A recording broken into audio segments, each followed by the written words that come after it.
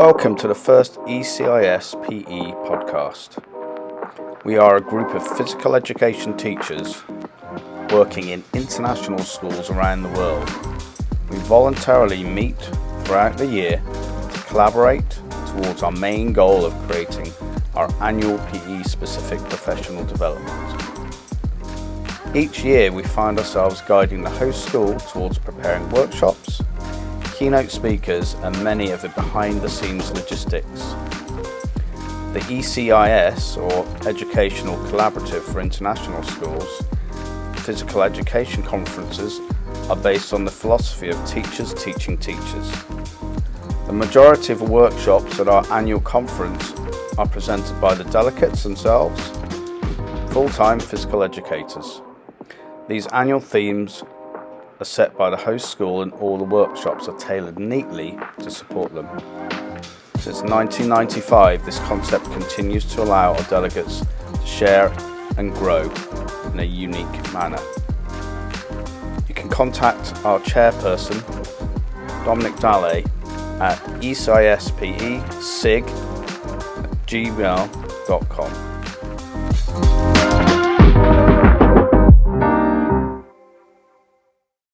Okay, welcome everybody, and this is the second of our ECIS Physical Education series this year, and we are on the build-up to what will be our first in-person conference come March, and at Frankfurt International School. And today we are delighted to have with us Greg Dreyer, who will be joining us at the conference this year, and part of this series is to give you a little further understanding of what might be in store for you when you sign up and when you join us in Frankfurt soon. So if we just get straight on with it, Greg, we've known each other for a few years now, and what's great about this is you've actually attended one of these conferences, so I'm sure you've got many insights with regards to that.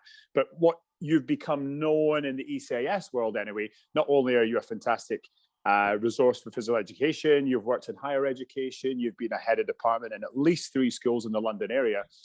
You have been the first bespoke school support that's basically energizing and enthusing students to track and follow their health and wellness. So I'd love you just to introduce yourself and tell us a bit more about what you're doing right now.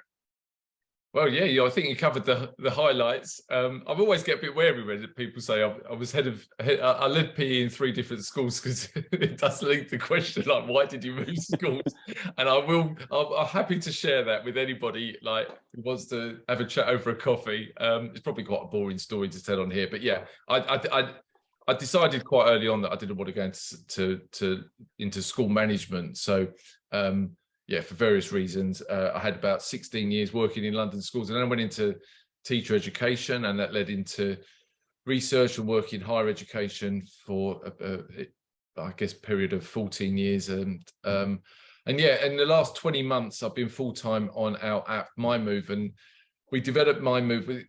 We first had the idea in like the late 2018, and we started mapping it out, and it was really because there's such a dearth of information about how young people are engaging in physical activity. And bearing in mind that pretty much everyone I've ever spoken to in the physical education, youth sport space, and I use those 2 terms sort of deliberately and a little bit overlapping, and I think that whole distinction, youth sport and PE, can get a bit of a tedious, boring subject, but I don't want to be too contentious at the first 5 minutes of a conversation. But so everybody in that space has been saying for decades that they're in there to get kids into sport and physical activity, and to find that positive connection. And it just seemed so woeful that we didn't know if kids were in sport and physical activity. And when we started having conversations with people in other subjects, and then we extended that to having conversations with people in other sectors out of education, saying, look, this is the mission. And like they'd say, well, how do you know if you're delivering on that mission? And we'd like, well, we don't. And when I was at Kingston University, we spent quite a long time trying to look at whether the strapline for London 2012, Inspire a Generation, whether it carried any kudos, whether there was any evidence on it. We just couldn't find any evidence. There was literally no evidence. So we were like, we've just spent £9 billion as a nation to inspire a generation, and nobody could tell you if we inspired a generation. And ironically, only last week, some of the listeners might have seen the PAC report that came out saying it was probably it probably fell very, very far short on that aspiration. But without digressing, so we were trying to solve that problem, and it started off really as a mission to engage kids using tech in ways that they're very familiar with. A simple app where they self-report their physical activity experiences. And we're not physiologists, we're educators, we're all from education, so we were much more interested in the quality of the experience and what the kids were taking away from it, rather than heart rates and step counts and using all of those very adult sort of metrics, because we're trying to build this hook, this attachment to physical activity in the long term. So that's what we've been doing up to now, and 2023 we're really excited about, because it should be tomorrow is the first upgrade, which is primarily like everything we do now going forward is about the young person and how the app supports the young person. Up to now, it's very much been about how we can have a sort of minimal viable product for the kids, but lots of really good data for the schools. So we've done that. It's a little bit, I mean, it's okay, and there's some schools that have done like really, really good stuff with it.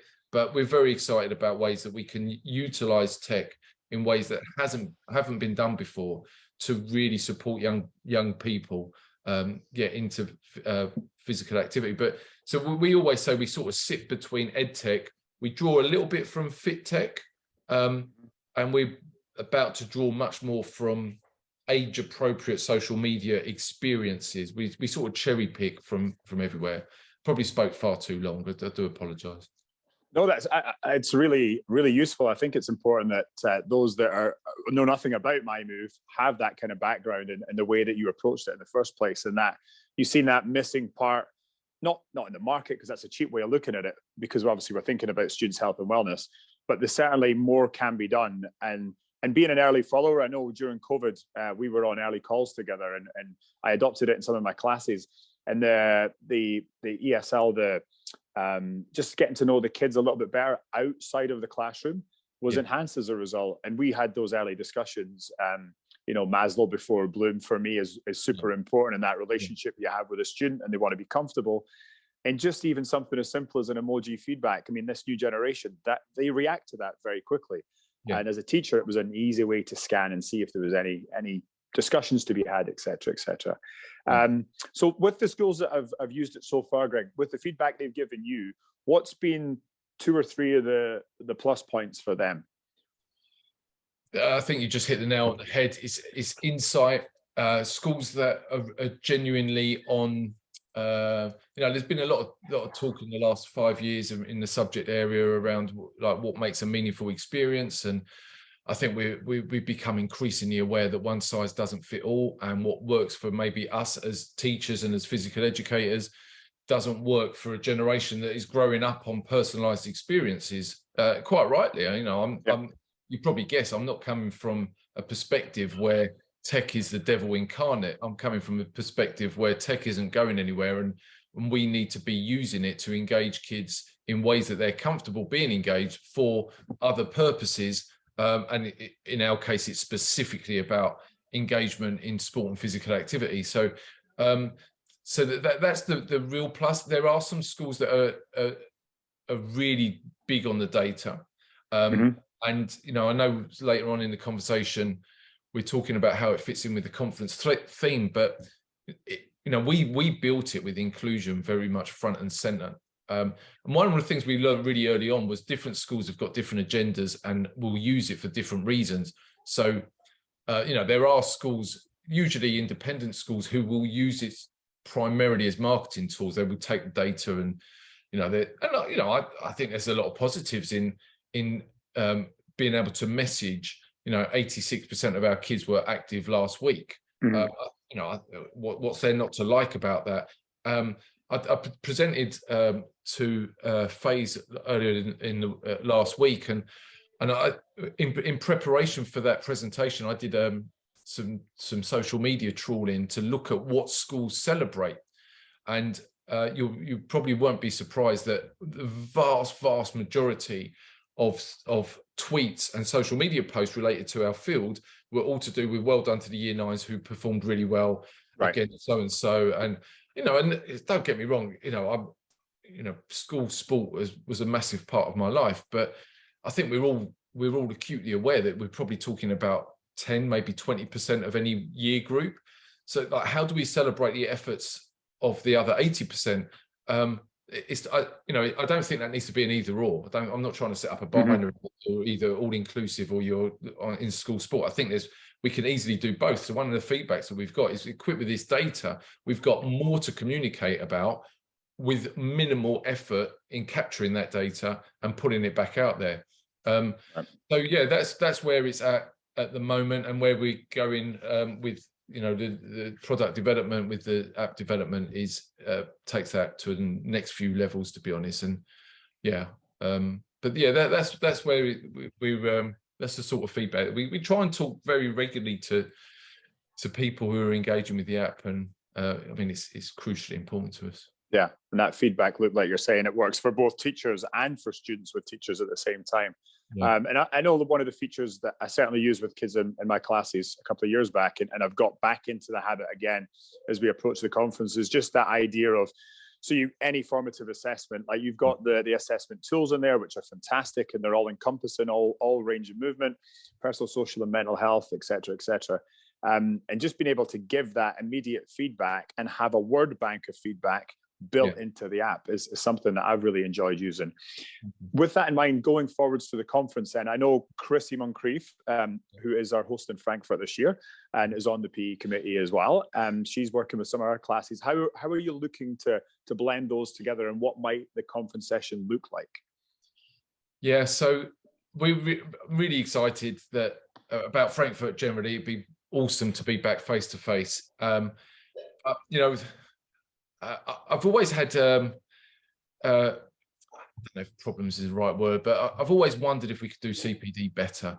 I think I could say unashamedly, I've got issues of the mantle of the expert, someone standing on a stage presenting expertise to people who, are all experts in their own right. So, I was blown away when I went to Guildford.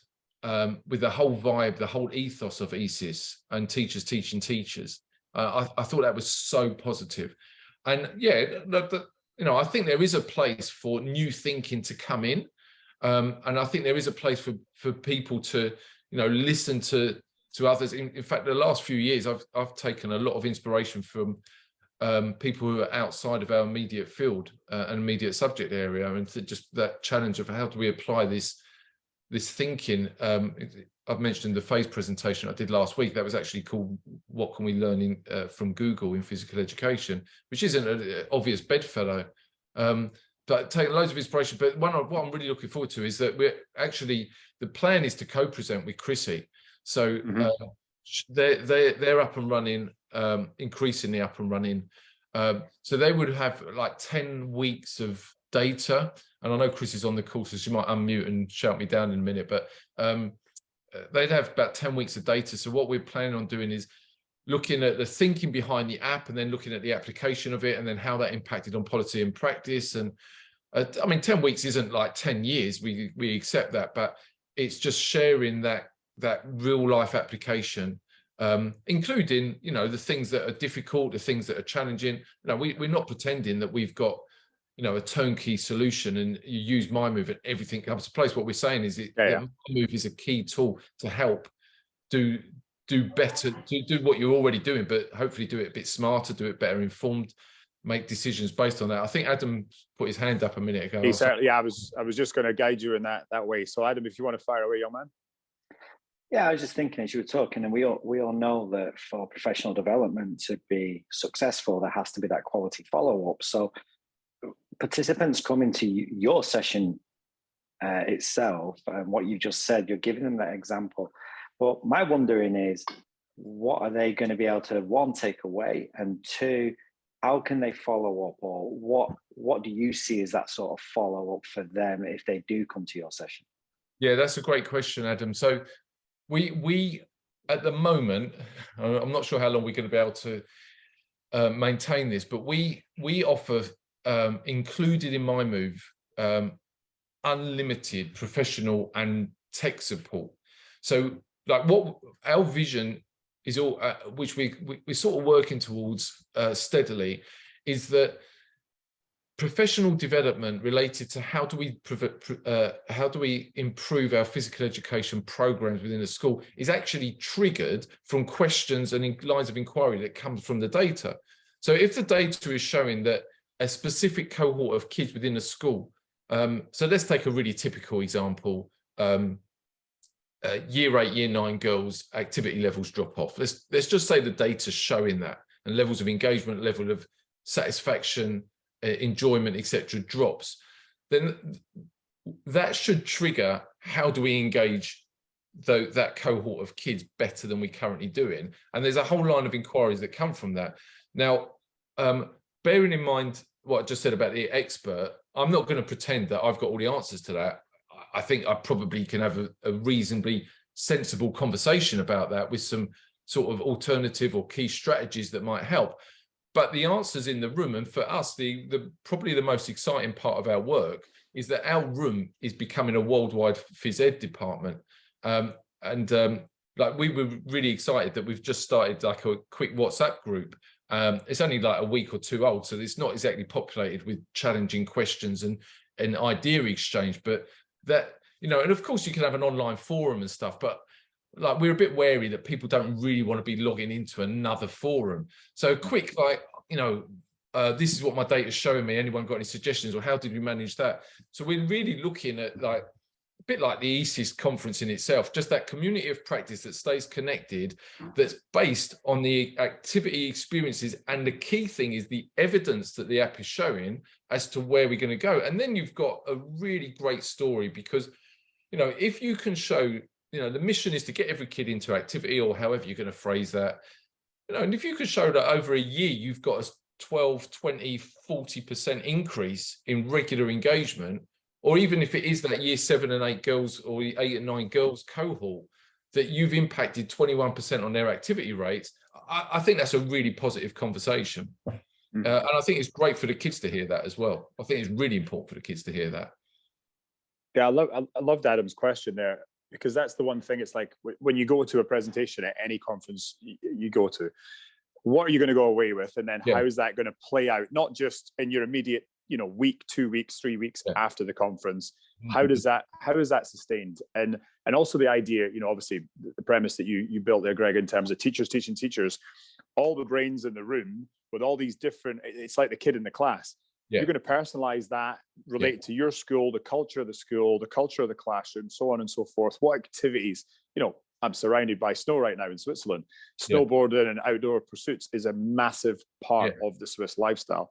And how the kids personalize that. Horse riding, for instance, is huge. That's not something I'm probably going to be teaching in class, but it's certainly something I'd love to broach with kids and gain some insight from.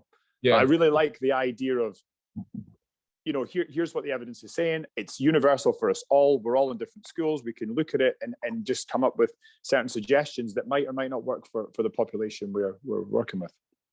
Yeah, no, absolutely. And I think it's aligned to this notion of sort of top-down solutions. Like,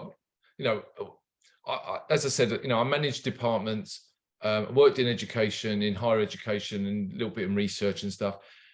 And, I've developed curricula, and, I think there's some really good stuff going on in curriculum development. But for us, the thing that was missing was that higher level impact data recording. And this is very teacher perspective. As I said, the app has got sort of twin users, forked users. It's got the teachers and it's got the young people. So, if whatever your curriculum development is in the school, we don't want to add to another curriculum model or another curriculum approach. I think that's, to be honest, I think it's probably a bit saturated, and it could be a little bit of a minefield, especially for younger teachers. But I think keep asking the question, okay, all right, so you buy into this, whatever it is, might be a commercial package, it might be organic product, that, it might be like Chris's program that is very organic and is very, bottom up and has met the needs of the school. Great.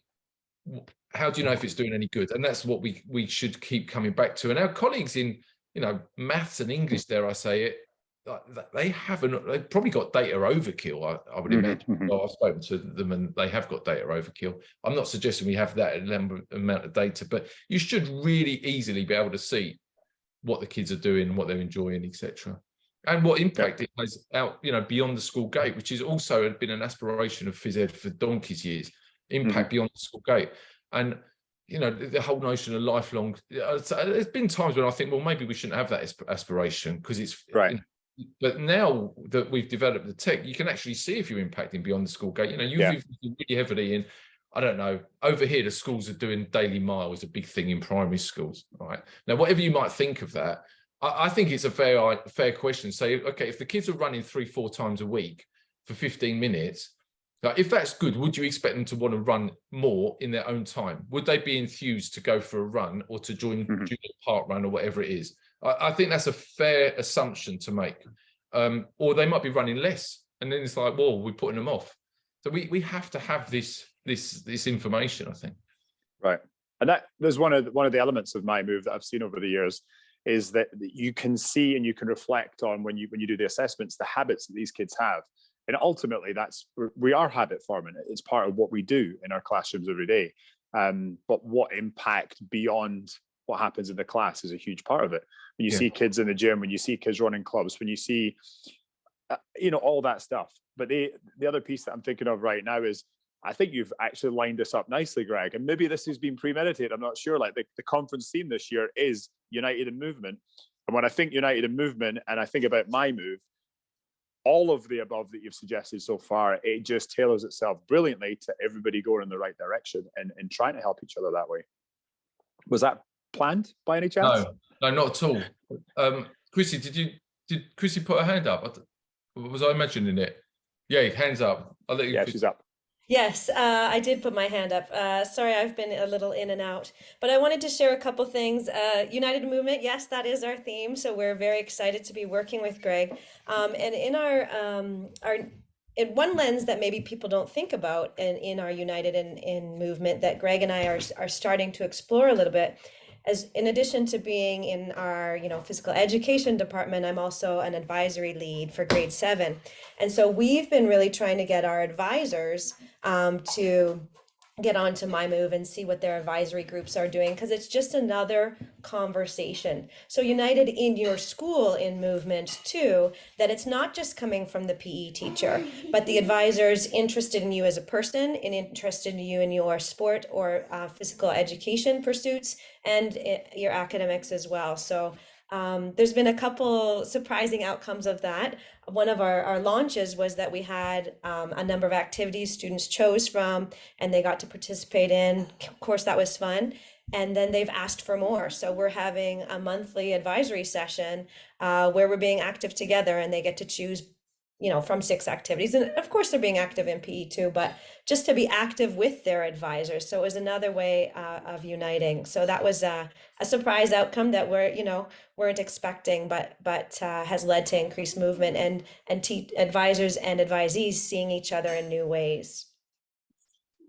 Yeah, that's been a really nice, I mentioned earlier, we're constantly learning from what we see and hear the application of the app in schools, and a number of primary schools actually, where obviously the class teacher is really a central figure in the kids' year and their experience at school. And quite a number of primary schools would have sort of circle time where the class teacher will post on the whiteboard their activity for the last couple of days on miMove, and that triggers those conversations. So like we've spent we're still relatively young, couple of years old, and so we're very much looking at careful messaging about what it is and what it isn't. And sometimes people say, oh, it's a tracking tool, and we hardly ever use the term tracking, and because as Chrissy said, it's much more about relationship building. It's much more about sharing. It's much more about having trusting conversations about what physical activity means and what is success in physical activity. So I think that goes to the heart of United in Movement, that all movement is good movement and it needs to be validated, whether you're performing in performance sport or whether you're engaging for other reasons. And then what are those reasons? And then how do young people how do we educate young people to really have the self-awareness to know what not only activity preference, but what it is in the activity that they really prefer. And you know, I went out on a group bike ride this morning, and you know, there's such a plethora of reasons why people were on that group bike ride, that like the club meet, and like some people go hell for leather and they really hammer. And you know, I was in a very sociable group, and you know, and I really enjoyed that day. And I have done the whole like head down, go really fast, you know, really elevated heart rate the whole way. But this morning, no, I just fancied having an easy ride and just chatting with people, and it was really nice. A bit long, but it was really nice. How we take young people on that journey, I think, is really important. But related to the core of the question, Mike, I think is, you know, equity, diversity, inclusion is clearly a major focus. But personally, I'm very comfortable with that. I think that's a really important focus, and I think it's an important focus because since I've been in the profession, we've been grappling with being not inclusive, and I think there are really big, really difficult and challenging questions for physical educators. Everything from recruitment into the profession, who we're recruiting, from an EDI perspective, the range of experiences, the different diversified thinking that is or is not present. Without the diversified thinking, we're not coming up with diversified solutions for a diversified student body. So, you know, we've been aware, haven't we, for years, that we're great for the mini-me's, we're great for the kids who look most like us, we're great for the kids who tomorrow morning we'll have banks with about Arsenal Spurs that's going on at the moment, you know, because we share a common language, and often we share a common physical presence, a way of moving. We haven't been great with kids who are further removed from us, whether they've got special educational needs, kids with disabilities.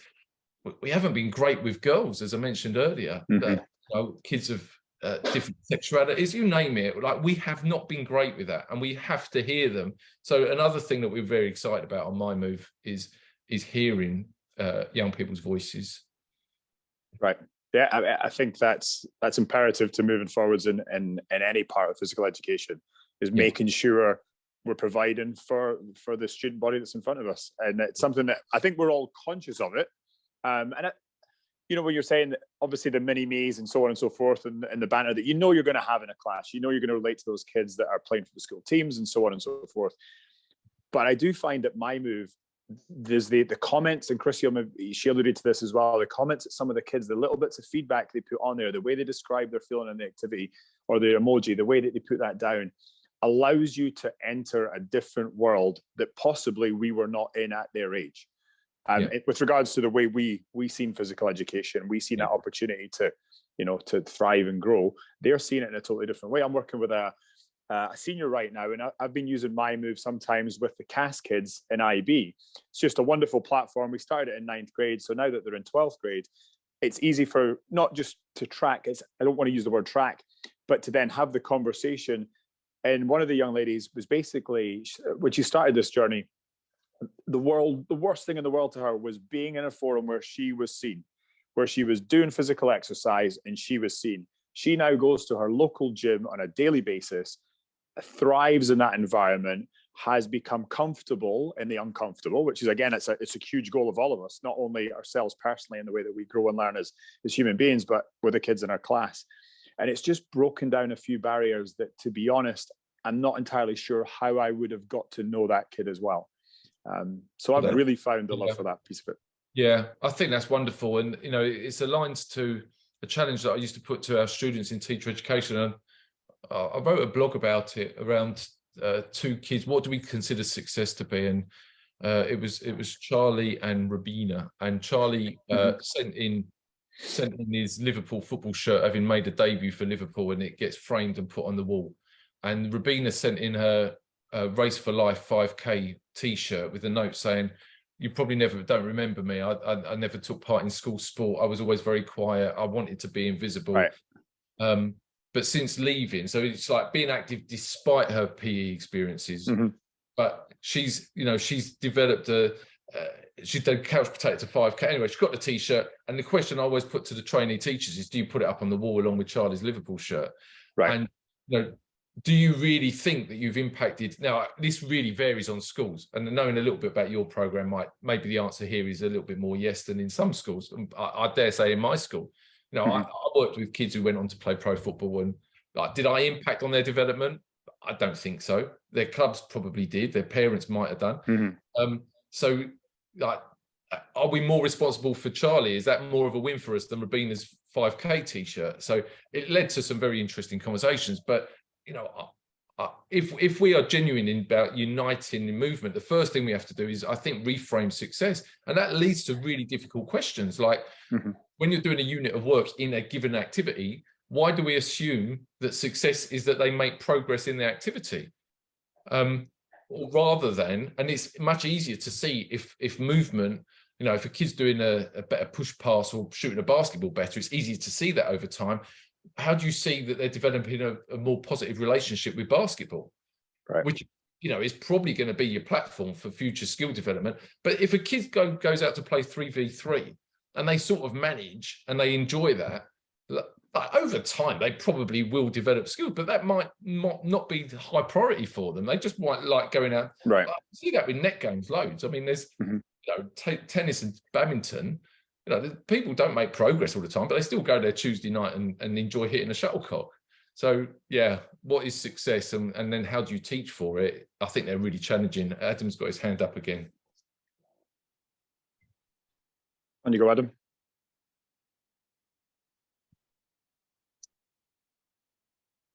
I know he's had challenging internet conditions over there. Oh, he's back. No, he's not. Is he? No. Hands down. And there we go.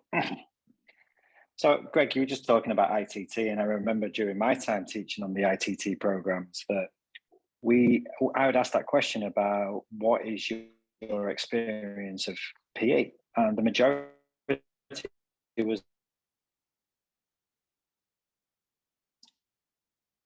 Adam's cutting out there. Hopefully we'll get Adam back in a second. Oh, there we go. Up in now. Mandarins are using.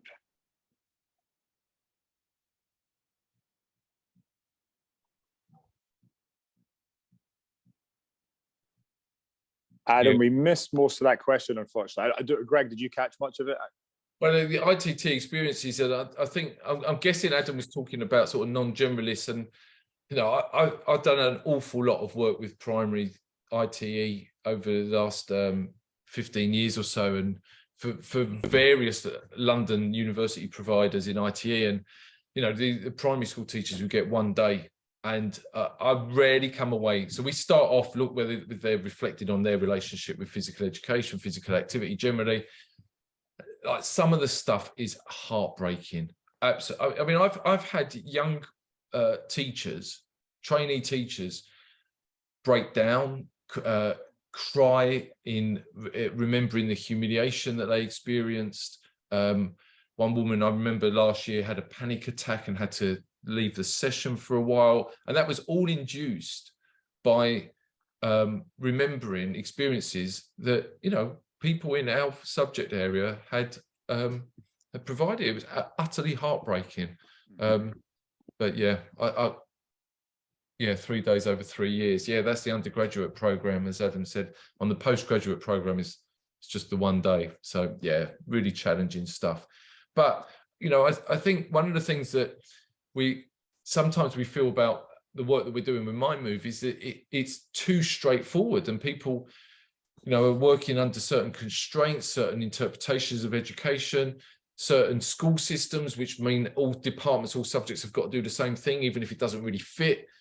And staying really true to the overriding goal of getting kids into activity, sometimes it feels to some people like it's too simple, but it's not. It's a way into a very, very complex relationship. If you really unpick it, it's that how the kid relates to their own physical self is a starting point. How much do we really know about how we teach positive self-efficacy? There's a great guy in America who talks loads about how he supports kids in building an active identity, that they see themselves as an active person. And that's been a key part of what we've been trying to do on the upgrades to miMove that's coming out tomorrow. Awesome. Yeah, I think that that mental approach, or just mental side of things in general. I mean, the voice we're going to hear most in life is the one that you're listening to in your head right now. Yeah. And the more we can encourage kids to make that as positive as possible when it comes to stepping through in our environment and making it their environment. It's theirs. It's their space to learn and grow in. And how much we can help them in that, the better it's going to be. I know we've got a few others in the call here, and I just want to put it to the 3 or 4 that are with us live right now. Is there anything else that you want to ask Greg before we talk about the conference in general? Cherry, it looks like, yep, if you want to fire away. Hi, everybody. I'm really interested in this idea of using something where kids can choose to record their activities. I have a couple of questions around the use of tech, and they are, first of all, what sort of privacy provisions are there? And also, what's the structure in terms of the student experience? Are they seeing only their own experience? Do they have access to other people's experiences? Yeah, so just to get a feel for the shape of the app and what the interactive portions of that are. Yeah, really good questions, Sherry, and you're sort of a little bit living in our head with those questions at the moment. So currently version 3 is out tomorrow, and that is a very private relationship, but the only people who see what young people post is the trusted adults in the school, is their teachers, who I'm sure you agree, have got a professional obligation to know that young person as well as they can. So tech, the way we're trying to use it at the moment, is to enhance that experience, so that teachers and schools can both celebrate and support and validate the efforts of all the young people that they work with. Now, I mentioned that in about 6 weeks we've got version 4, so I'm sort of talking about what's not out, and so we're going from teacher to app developer. It's been a brilliant learning curve for us, and one of the really exciting things is going so deep into looking at how you take these principles, this ethos, these questions, and inclusion and safety. Creating a safe space within phys ed, online, virtual, or in real life. I think the two go together. So version 4, we are looking to build, we are building harm-free social connectivity. Why do we want social connectivity? Because we want to normalize activity. We want young people to know that other young people like them are being active. We think that's really powerful. When who motivates a 12-year-old girl? Who do they think is really cool? Probably not a middle-aged white guy like me, but a 14-year-old girl who's like them. That's pretty cool in their eyes. So we want to utilize that sort of behavioral psychology, that social psychology. Yet we don't want it to be a abuse or a platform where there could be any harm. So this is and this is like big preview really, we will be giving schools settings where they could control who is discoverable to the children. So the teachers have got a decision. So they might say only other children in their class are discoverable. They can only see them. The children can then send a friend invite to the children who are discoverable to them. If you are friends with somebody, then it will appear on your activity feed. Now, the individual, and we're working so that this may or may not come with parents, but that in itself is a much more complicated dynamic than we originally set out. Like we said, we started off thinking it definitely should be with parents. We've spoken to young people and they were like, why would I want to show my parents that? And that was like, oh, blimey, never thought of that. Okay. So the child can select. So when I say child, let's just say a teenager, you can select, what do you want to be visible? Do you want your profile picture visible? Yes, no. Do you want your name visible? Do you want to go by a pseudonym? Do you want the activity to be visible? So we've been looking at kids who might not be taking part in sort of traditional gendered activities. So like typically, a boy who is ballet dancing? Do they want to share that? Are they comfortable sharing that? If not, it will say Greg has taken part in activity, or it will say Greg has danced ballet. So we're giving the choice to the kid as to what they want to share. And so then when you go onto your feed, you know, if we were friends, it would say, and you've decided to share your profile picture and name, and it might say, Sherry has played basketball. And I can then respond. No free writing, no free photograph exchanges. I could just have, I could choose from an emoji. I could choose from a pre-written message. Great job, Sherry, keep it up. Great to see you active, or whatever it is. And we're developing some animations that I can ping across to you, like a little air punch or something like that. So that's our thinking at the moment, yeah. But love your question. And as I said, if you've got any ideas, I send them across. We learn from everyone. Does that sound would you be comfortable with what I just described, Sherry? I think so. It's, you know, I work with elementary students, so this is more for my middle and high school colleagues. Yeah. But at the same time, I'm, you know, as a parent, I'm also thinking about how my own child might engage, and where I think it's something that might appeal to him, but also, you know, maybe other aspects that I might think, oh, that'd be cool. And he'd be like, no, thanks. So, yeah, I do think it's an exploration, and again, a basis for conversation with students and with kids. Yeah, so the tech world, you know, I'm no expert. Adam probably knows much more about it than me, but you know, I've learned loads about the iterative processes that are in tech, and I find it genuinely exciting, this iteration. Like, I know that whenever we prepare an upgrade, the one thing we could guarantee is that there's going to be things we get wrong, and you know, then it's like, how do we learn from that, and how do we then put that right? And you know, I think that's probably in every profession, right? And you know, I spent years trying to support beginner teachers to look at ability to reflect, ability to evaluate, and then ability to go again and get better like that. And that's what we pass on to our students. So, but it's really, really concentrated in tech. Yeah, sorry, I probably digressed again. Fantastic. I think that was really, really great question, Sherry, and especially coming from the perspective where you is it safe to say you don't know that much about it right now? That's why you're so intrigued by it. And I think hopefully that's who we're going to get at the conference sessions as well. You're going to get a mix of somebody that's using it, maybe like myself right now, that's dabbled with things, but by no means an expert, and really want to know what everyone else is doing. And I think Effie had her hand up. You got a question, Effie? Yeah, Greg, I want to, sorry, just make a question. Is this something that is going to be controlled by the teachers, or is it going to be online all the time? Is it something that is going to go through the day from 8 o'clock in the morning and finishes at 10 with a limit that the kids won't be online, and nobody exercises more or less after 10 o'clock at night?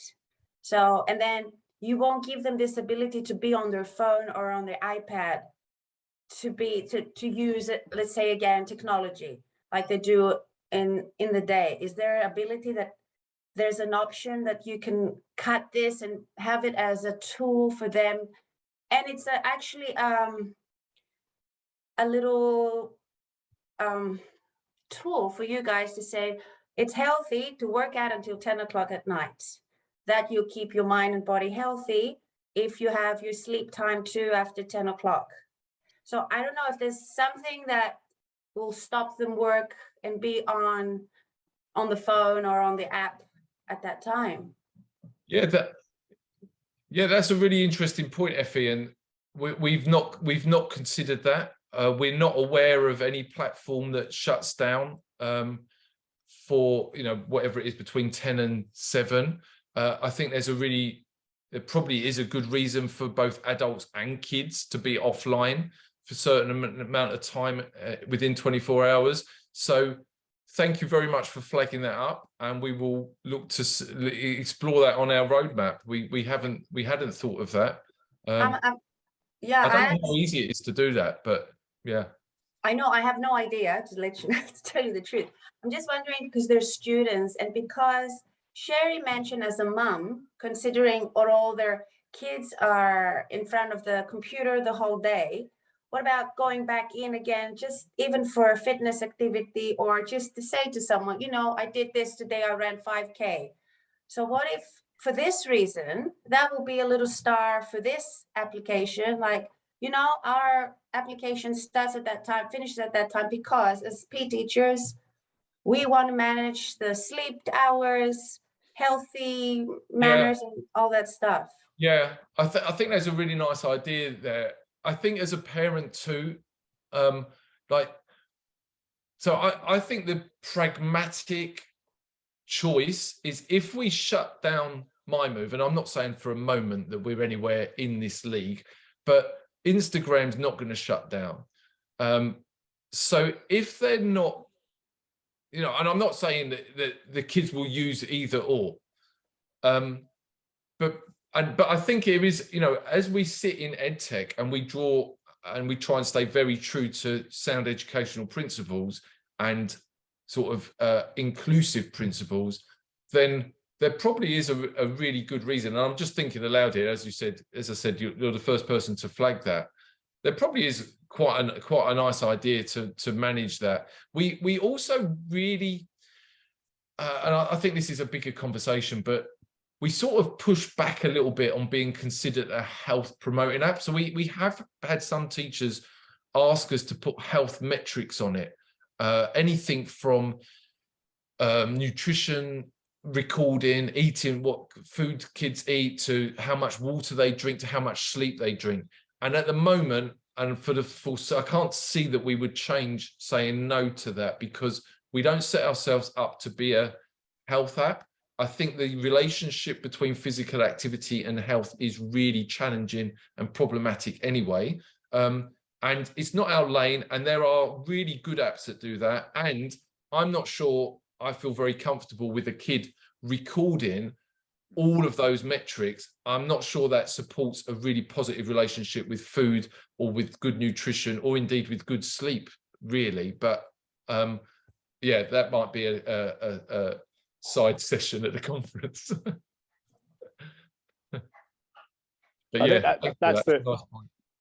I think that already the discussions that we've just had in the last, let's say, 10 minutes there are pretty much how this conference session is going to, and I was going to get to this anyway, Greg. You've been at an ECIS PE conference before. We have the session, we get this new information. Sherry's learning this maybe for the first time. There are others that are coming in with a slight bit of experience in it. But the questions that are posed already, I'm going to walk away from this little session tonight, and I'm already off in 15 different directions going, oh, what if? Yeah. Which is invaluable. And maybe this leads on to what I was going to ask you now. Having been at the conference before, having presented, and having just sampled other sessions, the Asian British International School Conference for BIJA, I always forget how to pronounce that one, I think has just happened this weekend in Bangkok, or in Phuket, I think it was actually. I don't know if you've attended that. You've probably been there before online. There's all these big conferences in the world. What would you try? What would you want people on this call or to listen to? What experience are they going to get when they go to ECIS in person? What do they expect, or what did you think was the powerful stuff that came from you? Well, like, with all due respect to the other conference providers, and it sort of touches upon the theme that I flagged up before. ECIS really is a collective, and the first time I attended it, that the story was, in a nutshell, was I presented at an AFPE conference, Association for PE, and Mark Hurst was standing at the back of the room. And when I finished speaking, he made a beeline to me, and it was a few weeks before, I think he'd stepped in. I don't know the full story, but he did. Relatively short notice, he put Guildford together. And he said, you just presented everything I wanted to present at a conference. Will you come along to Guildford? And I said, yeah, it'd be a pleasure. But I'm not just saying it's because of the current company. I was really blown away by the way the conference was set up. And I think Mark used to talk, I don't know if you still use the term, the world's biggest PE department. And, I thoroughly enjoyed being in other people's sessions. I thoroughly enjoyed the non-session time, which was really valuable. And, I spoke before about the false mantle of the expert. And I think that's what distinguishes what you're trying to do what you do with, some of the other providers that you mentioned. And, it's horses for courses, isn't it? If people like listening to quote unquote experts, then fine. But I think Adam's question was great. Like, what do you do with that information? And you cannot present an hour session, drop in ideas that you might think are the best ideas in the world, and then go away and think it was impact. I spent 12 years or so working for the Youth Sport Trust, and they used to send me all around the United Kingdom doing these one-day sessions. And I kept asking them, it's like, is this doing any good? Like, how do you know if it's doing any good? And they never told me. And, I think it could be incredibly unsettling. Inspirational, aspirational. You can have a nice lunch, you can meet nice people, you get on the train or in the car and you go home. The following day, the proverbial hits your inbox, you're snowed. How does that feed in? And, I do think I think a real big move forward for professional development would be like post 3 months, post 6 months, like really informal get together. There's a brilliant guy in Scotland called Mike Jess who works at Edinburgh University, and I remember having a cup of coffee with him, asking him about professional development, and that was his area of research. And a brilliant guy, and he said, we've stopped doing all professional development. I said, well, what do you do now? And he said, well, we get like-minded people and we go to the pub once a month. I think Carlos does something similar in wherever, Singapore. I'm not sure where he is now. And we go to a pub once a month and we have a chat, and I'm like, well, do people get anything from that? He said, yeah, really nice time, a drink or two, and share ideas. And you keep that update. Oh, I've tried to do it Vietnam. Yeah, thanks. I think that ongoing relationship, I think you're better off having a network of 10 people that you touch base with every 3 times a year, and that you've got that accountability factor. You've got the honesty to say, I found that really difficult. It didn't work for me. It's a journey, isn't it? Rather than, let me be inspired by the latest big hitter. Yep. That's beautifully summarized. I have to admit, that's definitely the takeaway I had from the conferences I've been at in the past. The splinter groups of conversations and WhatsApp groups and messenger groups that you're just comfortable in their company. You're comfortable with them giving you feedback. You get to know them at the conference, where they're coming from, their background, how they've got to where they are now. And it's been amazing to see everybody's different journeys as a result of being at an ECIS PE conference. And I think, we could be here all night, but I think the biggest thing from this is that what a wonderful opportunity ECIS has right now to get this conference up and running again. We could not ask for one better presenters who could be more open about the activity that the area that we're so passionate about. But the facilities that I don't think have been highlighted enough at Frankfurt International School, that is not the be all and end all, and that's not what every school has. But if you've never visited Frankfurt International School, you're going to see a really forward-thinking department in a beautiful part of Germany. And it's just a wonderful opportunity to dive right in. And as Greg said before, unite in movement. So from ECIS's point of view, Greg, we'd like to thank you for spending time with us today. We cannot wait to see the journey we're going to go on with you over the next few weeks. I can't wait to see what Chrissy and Frankfurt come up with their miMove platform. And please reach out, ask more questions. We'll be on Twitter and Facebook regularly. Dive in there, press go, and sign up for the conference, people. We want to see you there. Thank you so much. And with that, we will say goodbye. Thank you. You can contact our chairperson, Dominic Dalle, at ecispe.sig@gmail.com.